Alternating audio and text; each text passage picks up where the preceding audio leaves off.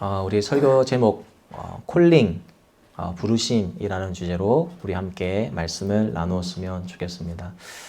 우리 말씀을 나누다가 중간에 퀴즈가 있거든요. 퀴즈를 맞추면 베스킨라빈스 기프트콘을 보내드리도록 하겠습니다. 네, 갑자기 이제 활기차기 시작합니다죠. 네, 그렇습니다. 이제 집중해서 우리 함께 예배드렸으면 좋겠습니다. 퀴즈를 하나 내도록 하겠습니다. 세례자 요한, 기억하시죠? 우리 함께 나누었는데요. 세례자 요한이 세례를 베풀었기 때문에 세례자 요한이라고도 하지만 세례자 요한이 계속 주구장창 외쳤던 것이 있습니다. 혹시 알고 있는 친구 있습니까? 세례자 요한이 찾아도 됩니다. 주구장창 외쳤던 것. 독사의 자식들은 말고. 말고. 손 들고, 서윤이. 회개하라 천국에 가까이 왔네. 오케이, 박수.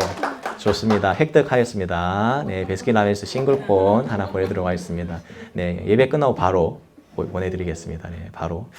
맞습니다. 세례자 요한은 회개하라. 천국이 가까이 왔느니라 라고 이렇게 계속 선포하죠. 세례자 요한에게 천국이 가까이 왔다라는 것은 자신은 천국의 그 길을 예비하는 예비자로 어떻게 보면 예수님이 가까이 이 땅에 오셨다라는 것을 선포하였다면 오늘 본문에서도 예수님께서 천국이 가까이 왔다라고 선포하셨을 때는 이 천국은 천국의 실체인 자기가 이 땅에 왔다라고 공적으로 선포하시는 좀 세례자 요한보다 좀 더 이 메시지가 좀 무거워지는 거죠. 맞죠? 왜냐하면 천국 자체가 예수님 자체가 천국이시지 않습니까? 하나님의 통치와 주권이 임하는 곳이 천국이라 했지 않습니까? 그렇기 때문에 예수님께서도 동일하게 오늘 본문의 17절에 그때부터 예수께서는 회개하여라 하늘나라가 가까이 왔다라고 이렇게 오늘 세번역 성경에서 이야기하고 있습니다. 그래서 예수님께서 본격적으로 천국에 대해서 이제 다니시면서 가르치시고 전파하시고 치유하시는 예수님의 3제 사역을 통해서 계속 천국을 보여주시는 거예요. 쉽게 말하면 오픈 하우스가 아니라 오픈 헤븐이에요. 헤븐. 안 웃네요. 이거 되게 좀 비쌀기로 들고 왔는데요. 네, 오픈 하우스가 아니라 오픈 헤븐, 네, 오픈 킹덤이라고 할 수 있는 거죠. 실제로 이제 하늘나라를 이제 보여주시는 거예요. 우리 가시적으로 또 치유받는 사역을 통해서 병에서 낫는 그 모습을 통해서 온전한 회복을 보여주시는 것이고, 그리고 천국을 전파하시고 선포하시는 가르치신 사역을 통해서 하늘나라를 가르쳐주시기 시작하셨다. 그래서 오늘 본문을 좀 요약을 좀 해봤는데요. 우리 지난 시간에는 세례를 받으신 예수님의 사역을 마태복음 4장 1절에서 11절까지를 나누어 보았다면 오늘 우리가 살펴볼 우리 본문은 세 부류로 나눌 수 있습니다. 첫 번째로 갈릴리에서, 어디에서? 갈릴리에서 복음을 선포하시는 예수님. 그래서 마태복음 4장 12절에서 17절까지는 갈릴리 지방에서 복음을 선포하셨다. 이 의미도 좀 있거든요. 그 다음에 두 번째로 복음을 하늘나라를 가르쳐 주시기 위해서 사람들을 부르시는데 그들 중에 누구를 불렀다? 어부들을 부르셨다. 오늘은 4명이 나오거든요. 어부들을 부르시는 예수님. 그리고 세 번째, 무리에게 이제 그 실질적으로 많은 자들에게 하늘나라를 가르치고 선포하시고 치유하시는 사역을 예수님께서 하셨다. 그래서 데가볼리와 그리고 요단 건너편 유다, 그다음 예루살렘 그 위에 수리아까지 예수님의 그 소문이 퍼지는, 쉽게 말하면 이미 나중에도 이야기하겠지만 이스라엘 전체를 의미하는 거거든요. 이 말은 이스라엘 전체에 예수의 소문이 퍼졌다. 네, 그렇게 네, 되었다는 거죠. 그래서 우리가 조금씩 이제 살펴볼 것은 첫 번째로 어디에서 복음을 선포하시는 예수님? 갈릴리 지방에서. 갈릴리에서 복음을 선포하셨다라는 의미는요, 하나님 나라에 들어갈 대상을 분명히 말씀해 주고 있는 거예요. 다시 말해서 갈릴리 지역이 어떤 지역인지 좀 알게 되면 좀 이해가 쉽게 될 거예요. 제가 사진을 하나 가져왔습니다. 예수님 당시에 이스라엘 지역을 의미하는데요. 여기서 노란색 부분이 갈릴리 지방입니다. 보이시나요? 네, 그래서 제가 또 이렇게 체크를 해놓았죠. 갈릴리 북쪽입니다. 어떻게 보면 우리 이스라엘 북쪽에 있었던 이 갈릴리 지방이고요. 갈릴리 지방 아래 나사렛 동네가 있는 겁니다. 그렇죠? 그래서 갈릴리에 있는데 이 갈릴리 예수님께서 요한이 잡혔다는 소식을 듣고 갈릴리를 지나고 가버나움으로 가시거든요. 근데 이 메시지가 의미 있는 메시지입니다. 오늘 본문에서 말한 것처럼 하나님의 말씀을 이루기 위해 가셨는데 누구의 말씀이냐면요. 자, 우리 15절에 보면 이방 사람들의 갈릴리라고 합니다. 이방인의 갈릴리. 15절에 있는 이방의 갈릴리라는 말은 이사야서 9장 1절과 2절을 인용한 것이거든요. 오늘 본문에서도 우리가 나눴죠. 이사야 선지자의 말씀을 이루려 하십니다. 하나님의 말씀을 이루기 위해서 이 땅에 가셨다 했는데 여기서 예수님의 그 사역의 방향을 분명히 선포하시는 거예요. 물론 유대인들도 복음을 들어야 될 대상이지만 예수님의 관심은 유대인을 넘어서 이방 사람들에게도 관심이 있다. 그래서 우리가 아브라함의 복을 받았지 않습니까? 우리 아브라함의 복을 받았기 때문에 우리도 이방인이지만 하나님의 자녀가 되는 그런 권세를 누리게 된 거죠. 이 본문 이방의 갈릴리라는 메시지를 통해서 이방인들을 향한 그 선교, 이방인들을 향한 하나님의 마음을 우리가 알 수 있는 겁니다. 왜냐하면 사실 이방의 이 갈릴리가 어떤 아픔이냐면 BC 732년도에 아수르라는 나라가 북이스라엘을 침공합니다. 결국 북이스라엘이 어느 나라에 의해서 망하게 되죠? 아수르에 통해서 망하게 되죠. 근데 아수르에게 침공했었을 때에 이때 많이 잡혀가고요. 그리고 아수르에 있는 사람들이 많이 오면서 북이스라엘 지역에는 혼혈민족이 이렇게 이렇게 많아지기 시작했어요. 어서 오세요. 네. 반가워요. 반가워요. 어서 오세요. 어서 오세요. 어서 와요. 네. 오케이. 고마워요. 네. 네. 아이고. 네, 한 명이 왔어요. 제가 안 쳐다봤을 텐데 많이 와가지고 네, 깜짝 놀랐네요. 네. 여기 앉아도 되고 앉아. 여기도 있고 채우랑 일로. 남자친구 일로 와도 될 것 같고. 네, 고맙습니다. 네, 채호 영상 잠깐 나올 거야. 지나가서 미안해. 자, 다시 말할게요. 자, 집중. 자, 이방의 갈릴리가 어떤 아픔이 있었냐면요. BC 732년도에 아수르가 침공하면서 이방의 지역에 갈릴리 지역에 많은 사람들이 북이스라엘 사람들이 아수르로 잡혀갑니다. 그러면서 또 아수르에 있는 사람들이 이방 사람들이 막 오면서 혼혈 민족이 생기는 거예요. 그래서 유대인들은 북이스라엘 사람들을 증오하거든요. 사람 취급을 안 합니다. 그래서 수가성 우물가의 여인의 이야기를 들어보면 알 수가 있죠. 그렇기 때문에 사마리아 지방을 지나가는 것조차도 싫어하는 거예요. 그래서 우회 도로로 해서 지나가기도 하는데 그때 이런 아픔이 있는 이 이방의 갈릴리 지방에 이사야 선지자가 이사야서 9장에 이렇게 예언하고 있거든요. 우리 6절 이사야서 9장 6절 7절 읽어볼까요? 시작. 이는 한 아이가 우리에게 낳고 한 아들을 우리에게 주신 바 되었는데 그의 어깨는 정사를 메었고 그의 이름을 기묘자라 모사라 전능하신 하나님이라 용존하시는 아버지라 평강의 왕이라 할 것입니다. 그 정사와 평강의 더함이 무궁하며 또 다윗의 왕좌와 그의 나라에 군림하여 그 나라를 굳게 세우고 지금 이후로 영원히 정의와 공의로 그것을 보존할 것이다. 만군의 여호와 열심히 이를 이루시리라. 아멘. 그런 아픔이 있는 그 지역에 예수님께서 탄생해서 그들을 회복시킬 것이다 라는 메시지를 이사야 선지자를 통해서 예언하신 거예요. 근데 그 예언을 이루기 위해서 가장 먼저 이방 갈릴리로 가서 거기서 복음을 전하셨다. 여기서 우리가 알 수 있는데요. 천국에 들어갈 수 있는 대상은요. 대단한 사람들이 아닙니다. 선택받은 자가 천국에 갈 수 있는 것이 아닙니다. 그 당시에 유대인들 어떤 생각을 가졌습니까? 자신들은 선택받은 민족이라고 그런 우월주의, 종교 지도자들을 보면 알 수 있지 않습니까? 그렇죠? 근데 그것이 아니라 하나님 나라 들어갈 수 있는 자들은 천국은 소외된 자, 약한 자, 죄인들이 들어갈 수 있고요. 믿음으로 고백하는 자들이 천국을 소유할 수 있다라는 사실을 오늘 이방의 갈릴리 지방에 가서 예수님께서 복음을 선포하시는 모습을 통해서 알 수가 있는 것입니다. 이 은혜 때문에 우리가 하나님의 구원의 은혜를 받은 줄 믿습니다. 아멘.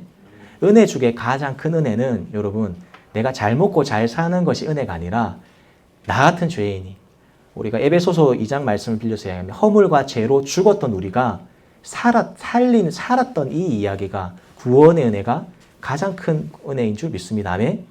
은혜 중에 은혜는 구원의 은혜입니다. 그런데 이 은혜가 어떻게 얻게 되었다? 이방의 갈릴리. 어떻게 보면 주님의 관심은 선택된 민족들이 아니라 수많은 모든 민족이 구원을 얻기까지 뭐하지 않으신 하나님? 쉬지 않으신 하나님. 그 마음을 오늘 본문을 통해서 알 수 있는 것입니다. 그리고 두 번째로 우리가 살펴볼 것은 세 번째 단락에 있는 무리에게 복음을 선포하신 예수님. 사실 하나님의 나라 들어갈 수 있는 대상을 아까 전에 이야기해 줬다 했잖아요.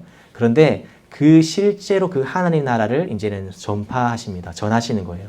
그래서 예수님의 3대 사역이 오늘 본문을 통해서 이야기해 주고 있는데요. 여러분 예수님의 세 가지 사역, 이 땅에서 공생애에서 세 가지 사역을 딱 요약해라 하면 이렇게 요약할 수 있습니다. 우리 23절 읽어볼까요? 시작. 예수께서 온 갈릴리 두루 다니사 그들을 회당에서 가르치시며 천국 복음을 전파하시며 백성 중에 모든 병과 모든 약한 것을 고치시니. 다시 말해서 예수님의 3대 사역은 가르치고 전파하시고 치유하시는 사역. 가르치고 전파하시고 치유하시는 사역이 예수님의 3대 사역입니다. 공생의 사역을 했던 사역들을 세 가지로 요약한다면 이렇게 세 가지로 요약할 수 있는 거예요. 천국이 가까이 왔느니라 라고 하면서 천국 복음을 가르치시기도 하고 하나님의 복음을 전파하시기도 하고 나중에 또 팔복을 또 함께 나누게 될 것인데 우리 하나님 나라를 전파하시기도 하고 그리고 병 든 자들, 약한 자들을 고치시는 그런 어떻게 보면 죽기 사역을 통해서 하나님 나라의 그 온전한 회복을 삶 가운데 보여주시는 것이죠. 그렇게 놀랍게 사역을 하신 예수님께서 막 하니까 오늘 본문 24절에 뭐라고 표현하냐면 온 소문이 수리아에 퍼진지라. 아까 전에 우리가 지도를 봤잖아요. 수리아가 위쪽에 있거든요. 그리고 사람들이 앉는 자 곧 각종의 고통하는 자다 귀신 자들을 다 예수께 데리고 왔다. 예수님의 소문, 하나님 나라가 점점 퍼져가고 있는 것을 우리가 볼 수 있습니다. 회복해 되는 그 하나님 나라를 우리는 오늘 본문을 통해서 알 수 있는 거죠. 그래서 오늘 하나님 나라가 어디에 선포하게 되냐면 반가워요. 우리 라윤이랑 우리 한별이. 네, 라윤이 머리 염색했네요. 멋있습니다. 피광 풍기인 줄 알았어요. 네, 여기 앉으세요. 앞으로 올라요, 얼른. 네, 네. 진짜 확실히 제가 믿음이 부족한 것 같습니다. 사실 오늘 어떻게 큰일 났네요. 네, 나중에 일단 여기 끝나고. 네. 네. 자, 오늘 25절에 뭐라 표현하냐면 다 같이 읽어볼까요? 시작. 갈릴리와 데가볼리와 예루살렘과 유대와 요단강 건너편에서 수많은 무리가 따르리라. 아까 우리 시리아에 퍼진지라 라고 이야기했잖아요. 수리아가 제일 위에 있고요. 우리 갈릴리는 어디 있습니까? 바로 밑에 있죠. 제가 동그라미 쳐놨거든요. 그 다음에 데카폴리스 어떤 그 많은 지역을 의미하는데 오른쪽에 있고요. 그 다음에 유대, 예루살렘은 이제 요단강 이쪽에 있고요. 유대와 요단강 건너편에서 수많은 무리가 따르는. 쉽게 말하면 예수님의 소문, 하나님 나라가 이제 온 이렇게 이스라엘 땅에 퍼지기 시작하였다라는 사실을 우리 3절 말씀을 통해서 우리 세 번째 단락을 통해서 알 수 있습니다. 자, 그렇다면 오늘 하나님 나라를 어떤 사람들이 들어갈 수 있는지에 대해서 이야기했고요. 그리고 하나님 나라가 전파되는 것도 보았는데 그렇다면 하나님의 나라를 위해서 달려갈 사명자가 필요하겠죠. 달려갈 소명자, 일꾼이 필요하지 않겠습니까? 오늘 그 이야기가 오늘 핵심이거든요. 우리 그 이야기를 함께 살펴보도록 하겠습니다. 오늘 두 번째 단락. 자, 누구를 부르신 예수님? 어부들을 부르신 예수님. 이 단락은 하나님의 나라를 위해 달려갈 사명자들을 부르신 거예요. 소명자를 부르시고 일꾼들을 부르시는데요. 그런데 의미심장한 것은 제자들을 찾으러 가셨어요. 자, 이 당시에 예수님 당시에는 제자는요. 스승을 모시기 위해서는 제자들이 스승을 찾아가는 거예요. 한 수 가르쳐 주십시오. 뭐 이런 거잖아요. 카카 아니죠. 뭡니까? 사부님 하면서 나에게 가르쳐 주십시오. 사실 찾아가는 거예요. 그런데 이례적이죠. 오늘 보면은 예수님께서 제자들을 찾아러 가시는 거예요. 그 삶의 현장으로 찾아가시는 거예요. 그들의 인생에 직접 찾아가신 거예요. 작은 성육신의 이야기를 보여주신 거예요. 그 정말 하나님, 정말 신이신 하나님, 성자 예수님께서 어떻게 보면 오게 하실 수도 있거든요. 그런데 그게 아니라 직접 제자들의 그 삶의 현장으로 찾아가시는 예수님. 지금도 우리 삶에 찾아오시는 예수님. 그 은혜 때문에 우리가 살아가는 줄 믿습니다. 아멘. 우리가 매일 말씀을 통해서 정말 하나님의 그 신앙을 통해서 늘 말씀 속으로 찾아오시는 예수님. 함께 하시는 예수님을 늘 임마누엘 하나님을 경험하지 않습니까? 그 이야기가 오늘 펼쳐지고 있는 것입니다.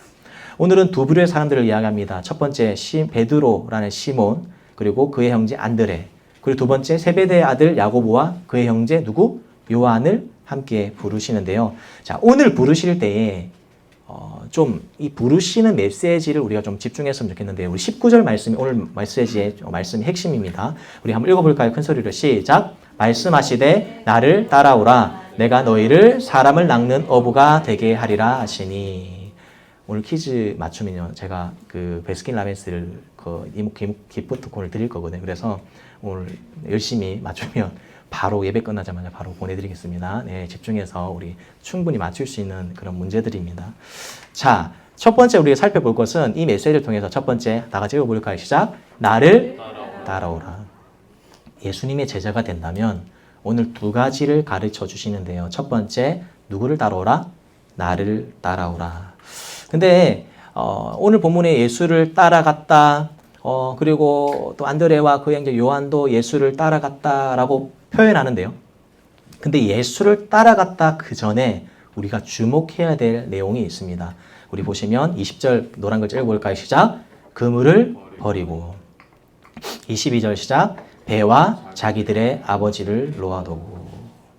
여기서 나를 따라오라 라는 것, 첫 번째로 그물과 배를 버리고 따라갔다라는 것은요, 그들의 생계, 어떻게 보면 그들의 정체성이지 않습니까? 이 어부들은 평생 동안 한 것은 어부 일밖에 한 게 없어요. 다른 일을 해본 적도 없고 상상한 적도 없고요. 그들의 정체성은 늘 어부였어요. 늘 바닷가에 자랐고 바다 냄새를 맡으며 살았고 바다 음식을 먹으며 살았던 그들은 그들의 삶의 모든 패턴이 어부 일이었다는 거예요. 생계라는 거예요. 그리고 그들의 정체성 또한 그거에 그냥 다른 게 없어요. 베드로 하면 시몬이라면 그냥 어부, 그렇죠? 그거 말고는 없는데 그것 모든 것을 다 내려놓고 따라갔다. 그리고 아버지를 버려두고 따라갔다라는 거 여러분 오해하지 마세요. 이거 듣고 또 집에 가서 부모님 버려두고 나가겠습니다. 이거 아닙니다. 알겠죠? 그게 아니라는 것은 그 당시에 아버지를 버려두고 떠났다는 것은 그 당시에는 그런 가문 중심의 사회거든요.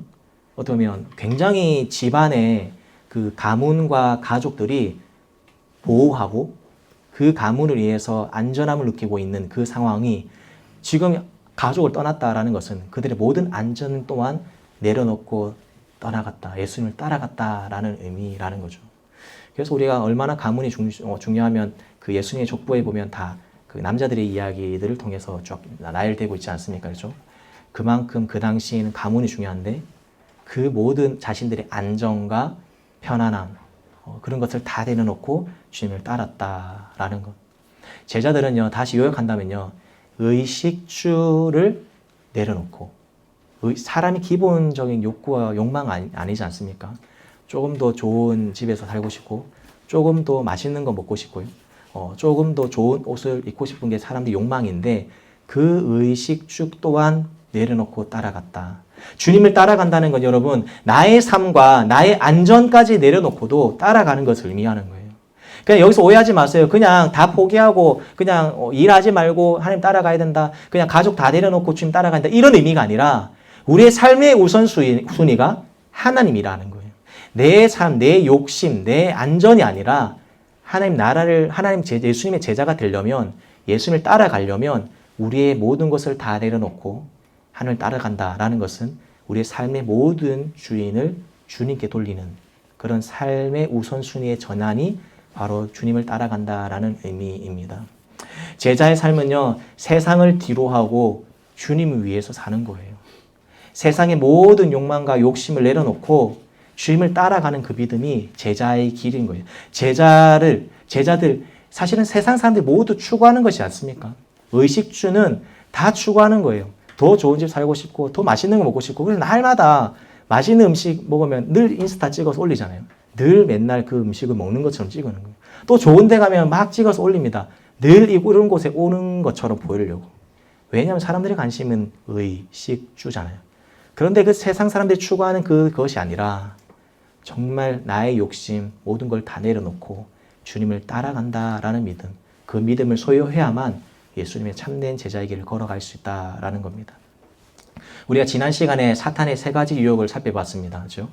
육신의 정욕, 안목의 정욕, 이생의 자랑. 이 세 가지는 욕심을 이겼던 그 예수님의 스토리, 욕심을 이기는 그 믿음, 이야기했다면 예수님을 따라간다는 것은 욕심을 내려놓고 욕심을 역행하는 그 믿음을 우리에게 요구하신다. 사실 오늘 마태복음 4장 이야기는 우리 떨어진 이야기 같지만 예수님의 세 가지 유혹과 사실은 뗄래야 뗄 수 없는 그것을 먼저 해결했던 예수님께서 이런 삶을 요구하고 계시는 겁니다.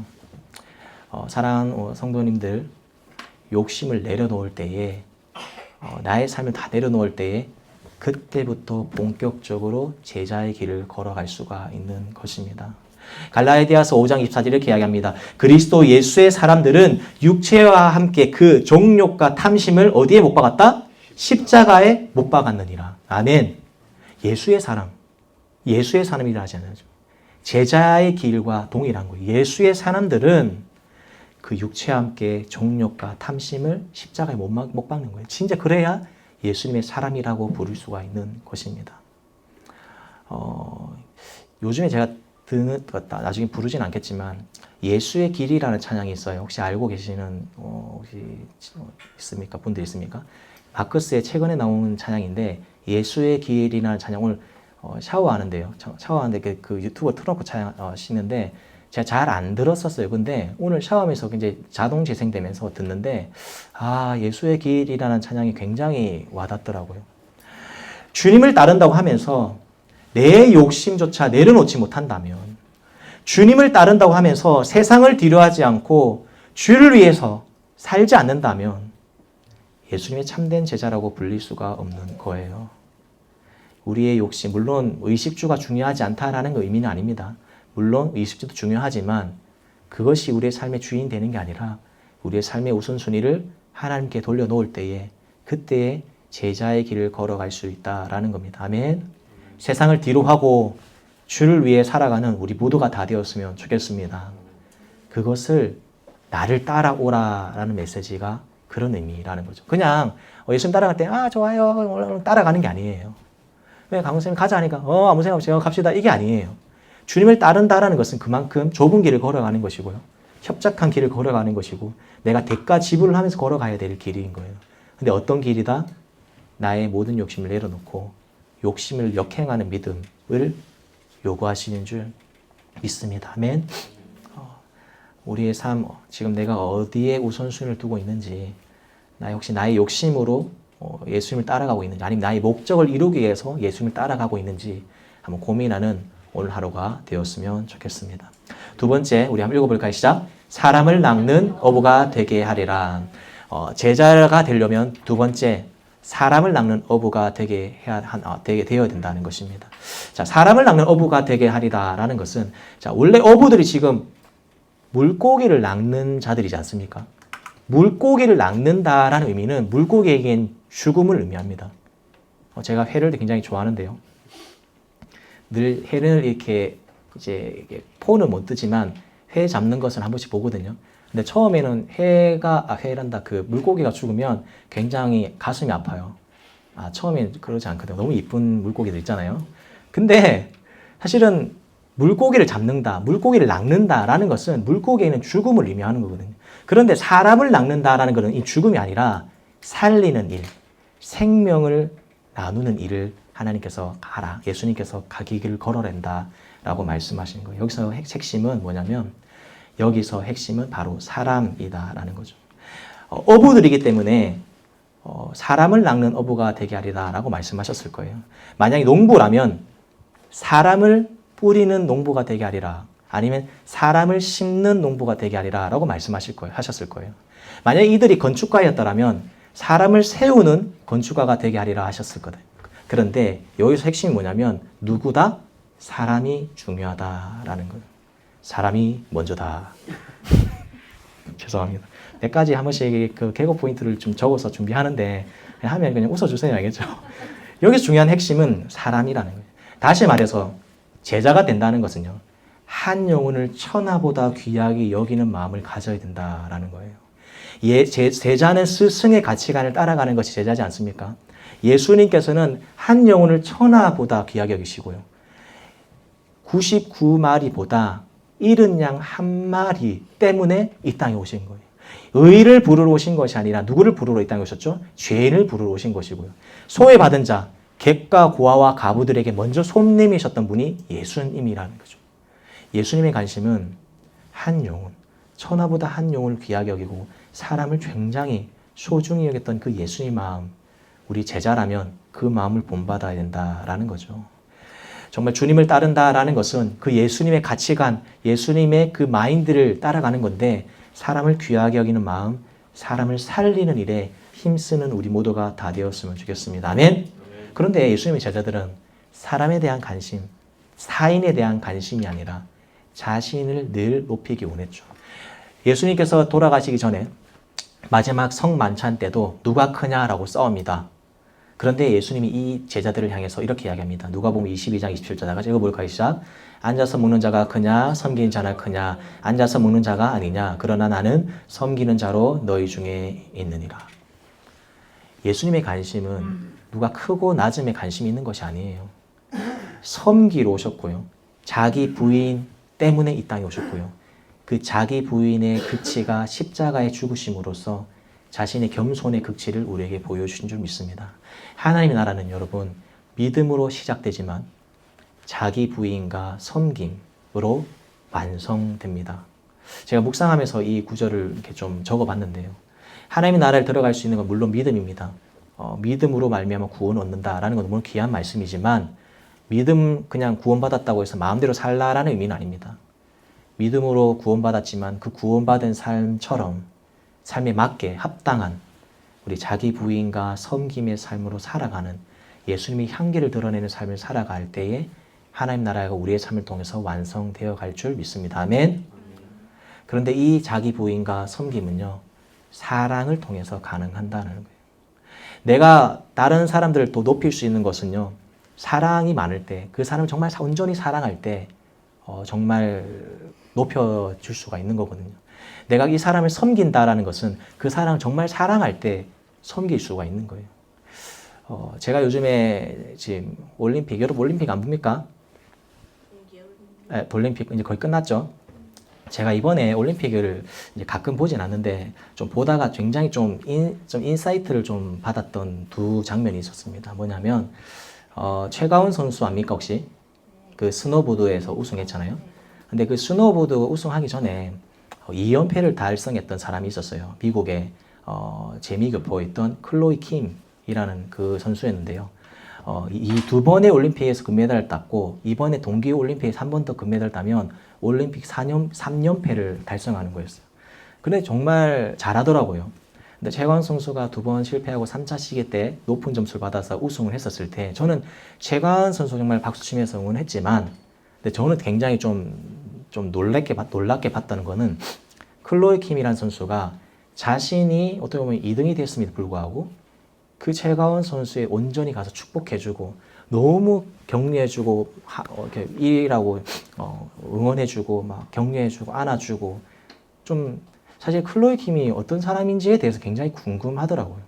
그래서 제가 이제 AI에 물어봤습니다. 클로이 킴 종교가 뭐야? 정확하게 알려진 바가 없지만 하면서 공식적인 바 없지만 부모님은 이제 기독교인으로 추정됩니다. 라고 이야기하더라고요. 물론 알 수 없어요. 근데 이제 최가운 선수는 어릴 적부터 최가운 선수가 그 스노보드를 타게 된 이유가 클로이 킴이 우상이라더라고요. 자신의 롤 모델이라더라고요. 그런데 어릴 적부터 최가운을 봐왔던 클로이 킴이 이제 이 최가운 선수가 자라서 자신이 사실은 2등에서 1등을 다 하고 싶어 했잖아요. 올림픽 가는데 누가 1등 안 하고 싶어요. 근데 1등이 아니라 2등이 되었음에도 불구하고 제가 봤을 때에 그 클로이 킴은 최가운 선수에 대한 사랑을 엄청 많이 하는 걸 봤어요. 아, 정말 서로 아껴주고 사랑하고 있구나. 그러니까 비록 내가 2등이라 할지라도 정말 축하해주는 그런 모습. 또 두 번째로 이 2등의 품격을 함께 살펴본 것은 엊그제 우리 쇼트트랙에서 우리 비슷한 상황인 것 같아요. 우리 최민정 선수가 2연패를 했어요. 클로이 킴도 2연패를 했거든요. 제가 희한하더라고요. 야, 이 알레고리처럼 맞는 것도 모르는데 2연패를 했는데 이번에 1500m 우승하면 정말 대기록을 쓸 수 있는 3연패를 달성할 수 있는데 김길리 선수가 우승을 했어요. 근데 그 우승의 과정들을 보면서 그리고 끝나고 나서 네가 우승해서 너무 기쁘다.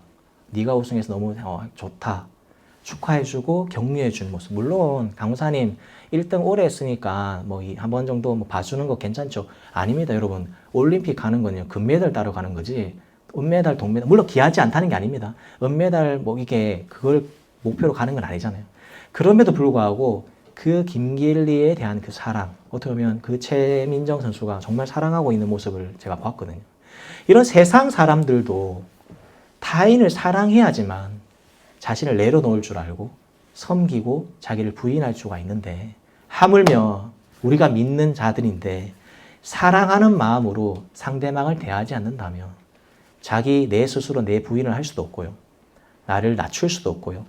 다른 사람들을 섬길 수도 없는 것입니다. 그렇기 때문에 예수님께서 제자들에게 마지막에 발을 씻겨주시잖아요. 마지막에 세족식을 통해서 정말 예수님께서 제자를 사랑하신 모습을 그 세족식의 그 섬김의 모습을 통해서 우리에게 보여주신 줄 믿습니다. 주님을 사랑한다고 하면서 주님을 따른다고 하면서 사랑으로 사람들을 대하지 않는다면, 긍휼로 사람들을 대하지 않는다면 진짜 예수님의 참된 제자라고 할 수 있을까요? 사역을 많이 한다고 하지만 저도 사역을 많이 합니다. 근데 사역을 할 때 그 동기가 정말 사랑이 아니라면 사역을 할 수가 없어요. 늘 조금만 했으면 막 다음 세대 친구들 강사님 괴롭히려고 하고 말 안 들으려고 막 노리고 있고 어떤 말만 하면 따지려고 하고 하는 친구들인데, 사랑한 마음으로 쳐다보면 얼마나 다 귀여워요. 오늘도 보세요. 우리 다음 세대들 얼마나 많이 왔습니까? 우리 머리에 또 이렇게 단풍 색깔로 물들인 우리 또 라윤이 아버지 잘 사업하고 계십니까? 네. 바버샵 하고 계시거든요, 아버지. 네. 그래서 아버지 미용실을 산 거예요? 아, 진짜? 아닌 것, 아니, 맞죠? 갑자기 약간 말이, 오케이. 그래서 보면 그냥 귀여운 거예요. 사랑스러운 거예요. 얼마나 귀여워요. 그죠? 귀엽지 않습니까? 아, 저만 귀여운가요? 우리 여자친구들 보세요. 비록, 하고 있지만, 얼마나 귀여워요. 우리 고등부 친구들도 오늘 왔는데요. 얼마나 귀여워. 이 추운 날씨에. 사실은 집에 가서 닌텐도 게임 해도 되는데, 마라탕 먹어도 되는데, 그냥 앉아있는 것보다 얼마나 귀해요. 저는 이제 사실은 14년 동안 다음 세대 사역을 했는데요. 다음 세대 사역의 핵심, 다음 세대 사역을 막 이것저것 할 수 있었던 그 동기를 뿜으라고 한다면 저는 단연 말할 수 있어요. 사랑이에요, 사랑. 다음 세대를 진짜 사랑하면 됩니다. 그냥 내 수준을 낮추고 다음 세대의 눈으로 그냥 아이들을 바라보기 시작하면, 다음 세대 눈으로 아이들을 사랑하게 된다면 이것저것 사역을 하고 싶더라고요. 그냥 너무 아이들이 사랑하고 아이들만 생각하고 있으면 TV를 보다가도 아, 저 예능 프로그램 다음 세대 친구들 하면 좋겠다, 이런 생각이 드는 거예요. 사역의 동기는 사랑이어야 합니다. 아멘. 근데 그것이 아니라 내가 높아지려고 하거나 나의 열심을 내기 위해 사는 거라면 오래 할 수 없어요. 지속할 수 없어요. 단회성밖에 안 합니다. 쭉 사역을 할 수 있는 것은 다음 세대나 아니면 다른 사람들을 사랑하지 않는다면 가능한 일이 아닙니다. 사랑하는 성도 여러분, 예수님의 제자입니다. 아멘. 근데 우리 예수님의 제자라니다 하면서 우리 마음 가운데 사랑과 긍휼의 마음이 없다면 내가 정말 예수님의 길을 걸어가고 있는 제자인지 고민해 봐야 된다라는 겁니다. 우리가 사역을 하면서 많은 사역을 할 수 있습니다. 근데 그 사역 가운데에 때로는 그 열심히 결국 쭉 이어지지 않잖아요. 그런데 하나님을 정말 사랑하고 이웃을 정말 사랑한다면 그 사랑 때문에 우리의 사역, 사랑이 동기가 되어서 사역을 할 수 있고요. 하나님의 사랑을 받아서 그 사랑을 이웃에게 전할 수가 있는 줄 믿습니다. 아멘. 우리 예수님의 제자, 여러분 예수님의 제자입니까? 제자이십니까? 누구의 제자입니까? 목회자의 제자입니까? 아닙니다. 여러분 오해하지 마십시오. 우리는 목회자의 제자가 아닙니다. 우리는 예수의 제자입니다. 아멘. 예수의 사람입니다. 제자 훈련을 받는 것은 제자 훈련 선생님의 제자가 아니에요. 목회자의 제자가 아닙니다. 제자 훈련을 받으면서 목회자가 우상이 되어 있는 걸 굉장히 많이 보거든요. 제자는 예수의 제자입니다. 예수의 제자의 길을 걸어간다는 것은 세상을 뒤로하고 주를 위해 살아가는 것을 의미합니다. 나의 욕심을 내려놓고 나의 정과 욕심을 십자가에 못 박는 삶, 그것이 예수의 길을 걷는 자이며 제자의 길을 걸어가는 삶인 줄 믿습니다. 아멘. 두 번째로 사랑과 긍휼로 사람들을 대할 때 우리가 예수의 길을 걸어간다라고 말할 수 있는 거예요. 예수님의 제자라고 할 수 있는 겁니다. 예수님의 제자라고 하는데 그 스승인 예수님의 마음을 온전히 갖지 못한다면 우린 참된 예수님의 제자라고 할 수가 없는 거죠. 우리 마음 가운데 사람을 살리는 일인, 생명을 살리는 일인 그 사랑과 섬김과 희생, 나를 낮추고 남을 높이는 삶을 살아갈 수 있는 우리 모두가 다 되었으면 좋겠습니다. 우리 모두 예수님의 참된 제자로 살아갑시다. 아멘. 이것이 오늘 우리에게 주시는 하나님의 메시지입니다.